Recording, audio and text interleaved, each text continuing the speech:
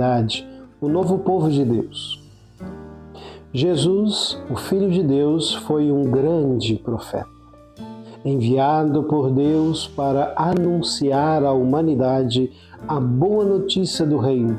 Ele convidou o povo à conversão, a mudar de vida, sobretudo no que diz respeito às relações de injustiça, preconceito, exploração, escravidão interior e exterior, para que todos sejam, sem exceção, sem distinção de raça, classe, língua, todos cheguem e pudessem ter acesso à vida plena, e experimentassem a misericórdia de Deus Pai. Jesus se preocupou em formar um grupo de discípulos e discípulas. Ele quis que aprendessem a viver entre eles a existência e a exigência do reino.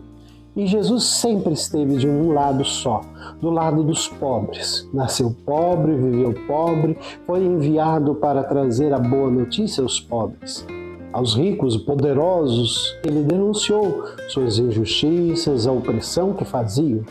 O estilo comunitário de vida deste grupo, totalmente diferente, se tornou perigoso para as autoridades daquele tempo. Foi visto como subversivo, porque subvertia a lógica de exclusão, a lógica de opressão e dominação sobre as quais o sistema se estruturava. De fato, pobres, doentes, mulheres, prostitutas, estrangeiros e todos os excluídos pelo sistema sócio-religioso encontravam em Jesus e sua pequena comunidade acolhida abrigo e a possibilidade de serem libertados de sua opressão e, portanto, de serem reconhecidos na sua dignidade de gente, de pessoa humana, de filhos e filhas de Deus.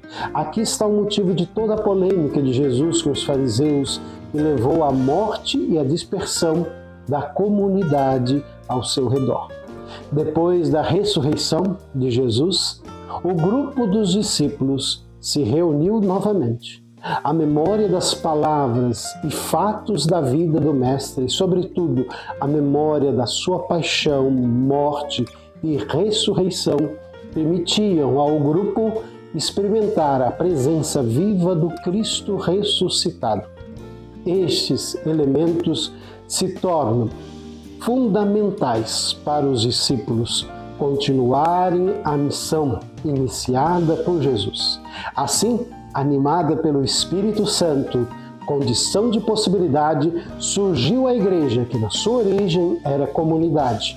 O livro dos Atos dos Apóstolos é rico de detalhes na descrição desta primeira comunidade, que logo se multiplicou em inúmeras comunidades espalhadas pelo mundo inteiro, pela obra incansável de missionários itinerantes, como Paulo. No começo, tratava-se de pequenos grupos que viviam a comunhão, que viviam a participação entre eles, assim como Jesus tinha ensinado, por meio da partilha dos bens, da solidariedade e da fraternidade. As pessoas são importantes, não as obras sociais. Eram comunidades vivas que atingiam o povo mais simples e se reuniam nas casas, onde, em muitos casos, a liderança era das mulheres. E cada um era reconhecido pelos seus dons, os serviços eram repartidos entre eles, as decisões eram tomadas de maneira democrática.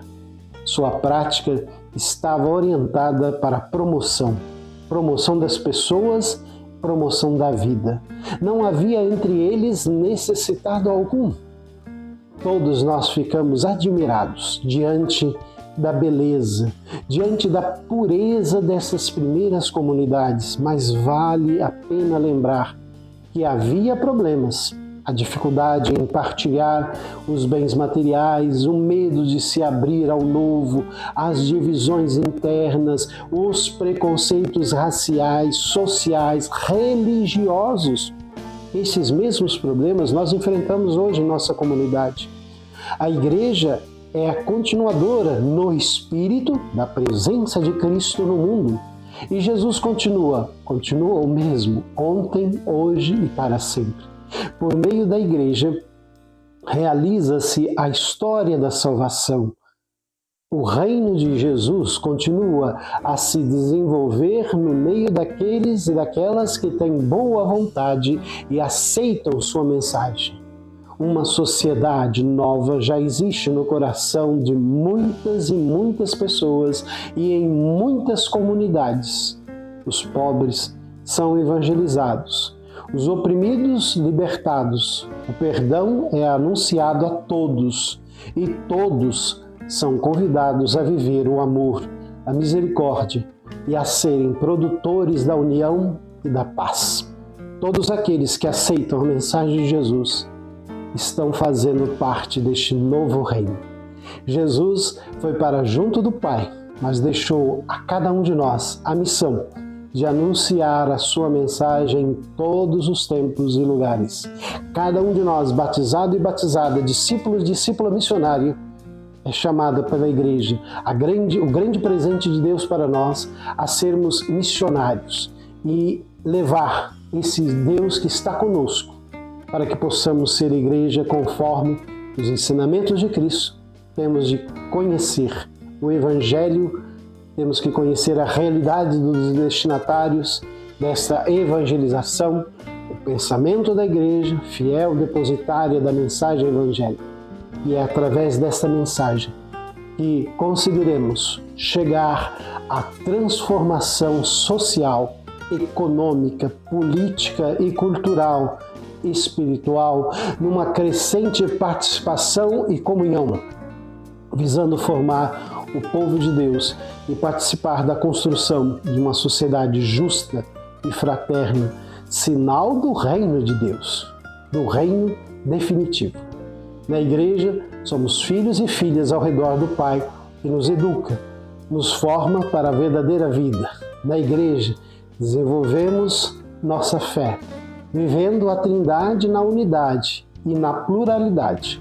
A Igreja é a presença viva do Espírito do Senhor na vida dos cristãos, que continuam unidos na escuta da palavra, na Eucaristia, na comunhão fraterna. A Igreja é a realização do projeto do Pai pelo Filho na ação do Espírito Santo. A Igreja é divina e humana ao mesmo tempo. Somos nós, povo de Deus, corpo de Cristo, templo do Espírito Santo. Cristo, Filho de Deus, não era somente o homem que as pessoas contemplavam, mas era também Deus. Assim, a Igreja não é somente a organização das pessoas que se veem, é também a presença de Deus que se manifesta nas pessoas. Seja essa manifestação de Deus hoje e sempre.